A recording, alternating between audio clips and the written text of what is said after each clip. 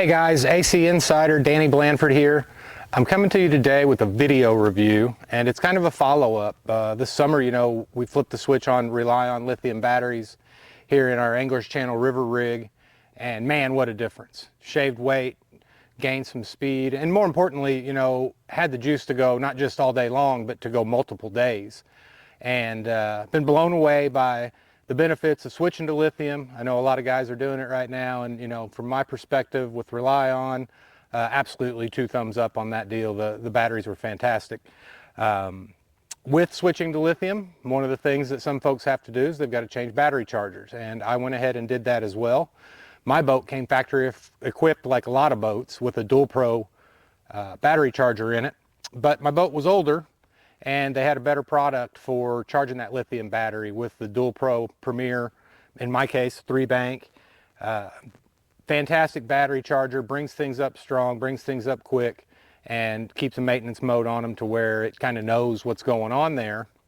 And then talking with the guys at Dual Pro, one thing I've noticed with the lithium is you're never 100% sure that your batteries are going down, because it gives you this flat power curve where when you're fully charged, they feel this way, and as you work through the cycle, they still feel about the same. You don't see that dial creep that you used to get a lot of on lead-acid batteries. So, of course, Dual Pro, being battery experts, the pros in the charging business, they have a product for that, and they encourage me to check it out. And so what we're talking about today is that product. It's this dude right here, the Dual Pro Lithium Battery Fuel Gauge. You can take a look in that image, you see what it is. You've seen it in other boats. Dual Pro's been making these gauges for a long time. Simple 2-inch puck, LED readouts on it, letting you know what you've got going on. And, collectively, pretty much everything I've done in the Anglers Channel river rig is DIY. And this was no different. Overall, the product and the project was super simple.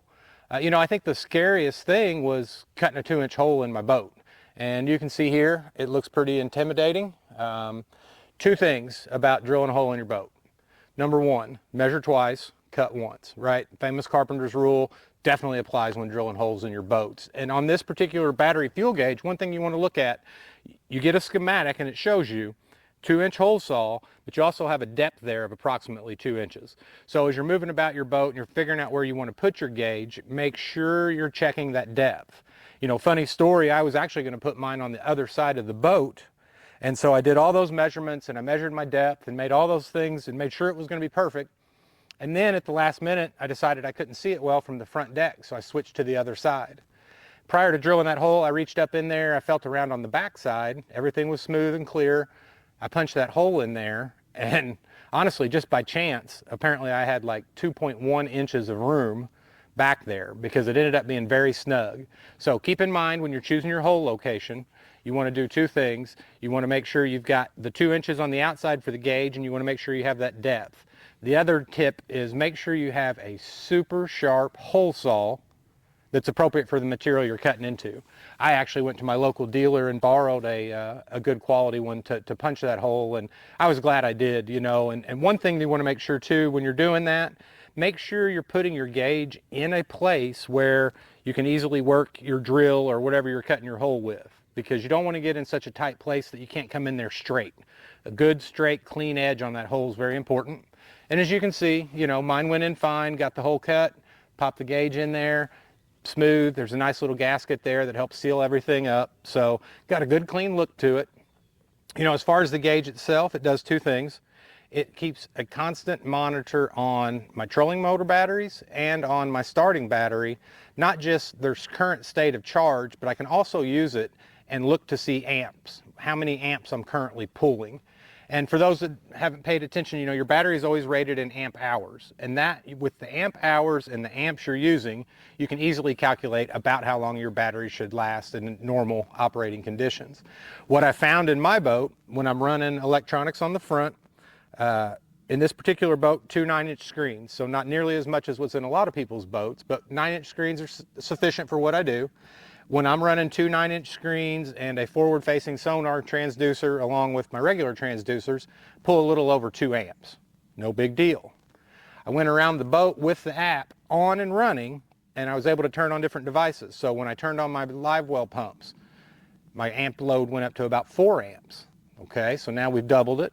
Now if I go, I keep a set of LED running lights that kind of rim the inside of the boat. And if I'm running my lights, my live wells, my graphs, and my hydro wave, it looks like my max amp load is about 9 amps that I'm pulling. So those would translate into my amp hours. If I have a 100 amp hour battery and I'm pulling 9 amps an hour, well, you can kind of do the math. Now, that is, you've got to check your batteries because the lithiums don't give you, they don't go to 0 amps. Everyone has a little slightly different cutoff. So you're not getting the full 100 amps out of it before they shut down. But back to the point with the Dual Pro battery fuel gauge, I can tell how many amps I'm pulling as I'm doing it.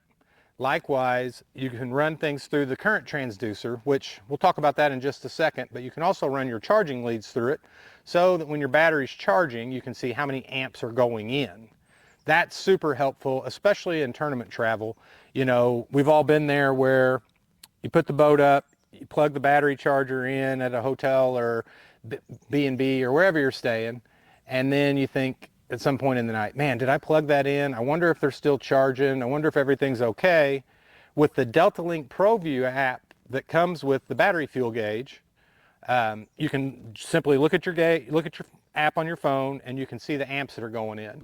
Here's a screenshot from mine when I was charging, and you can see where it's putting in the amperage right there in the output.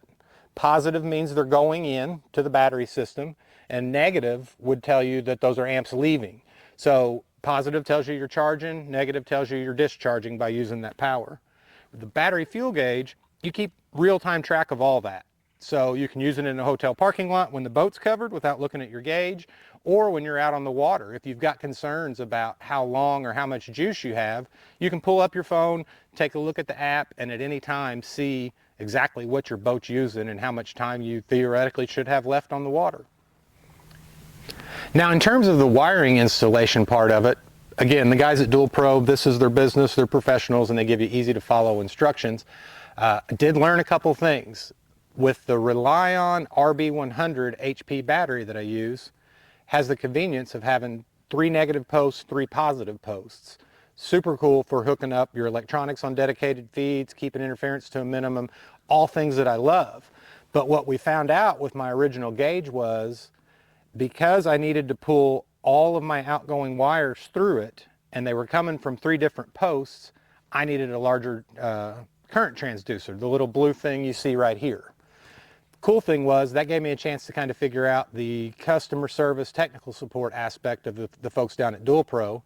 And one simple call to Chris, got him on the phone, we got talking about what I was going through, did a little bit of troubleshooting, and we came to the conclusion that, yeah, you know, because of your particular setup and things being spread out so far, we need to send you a larger current transducer rather than the small one that was on it.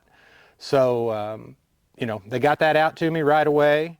Chris followed up, wanted to make sure it worked for me, and as you can see here in the picture, it is a tight fit because I'm pulling my starting lead for the motor, I'm pulling my 12-volt leads for the stuff that was factory wired in the boat, and then I'm also pulling dedicated 12-volt leads for my electronics, so they're not tied into the spaghetti wires that power everything else. And once all that came together, you can see this transducer is pretty full. But by running all that through there, everywhere power goes into my boat, that transducer is keeping track of it. So ironically, we were actually talking about, while filming this, that I had a gauge and we noticed that the gauge was on. And my wife Holly's filming for me and she said, "Why is that gauge still on?" I said, "Well, we must have power somewhere." And we fished a tournament this past weekend and I ran my TH Marine Hydro Wave on the front of the boat.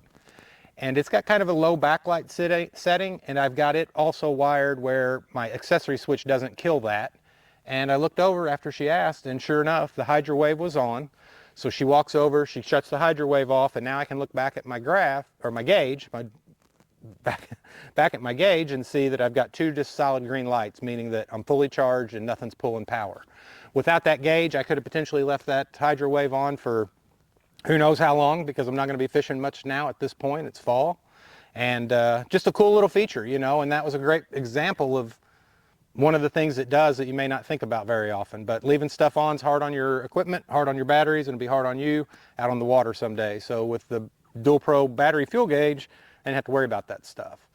You know, beyond that, it also shows me where I'm at on my trolling motor. And so I know most modern trolling motors, all the new stuff, the brushless technology that's coming out, a lot of those have trolling motor battery indicators.